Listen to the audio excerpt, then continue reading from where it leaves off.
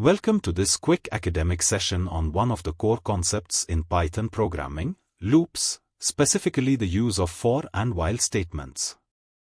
Loops play a critical role in automating repetitive tasks, allowing programs to execute a block of code multiple times without writing it repeatedly.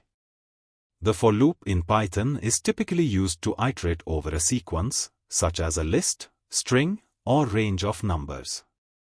It is useful when the number of iterations is known or when working with collections of data.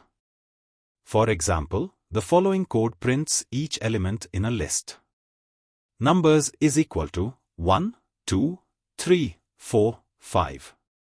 For num in numbers. Print num. Here, Python goes through each item in the list and executes the print statement for each value.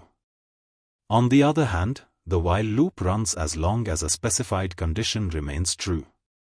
This loop is useful when the number of iterations is not predetermined. For instance, count is equal to 1. While count is equal to 5. Print count. Count plus is equal to 1. In this case, Python checks the condition before every loop and continues to run until the condition becomes false. Understanding these two types of loops is essential for writing efficient programs, whether you are processing data, building logic-based applications, or simply completing coursework. Proper use of loops also improves code readability and performance. Students who aim to build a strong foundation in Python must be comfortable with both for and while structures. Assignment on Click is here to support learners by offering clear explanations, practical coding examples, and assignment guidance designed to meet academic standards.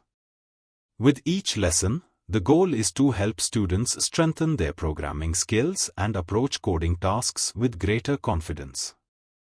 Thank you for watching this session.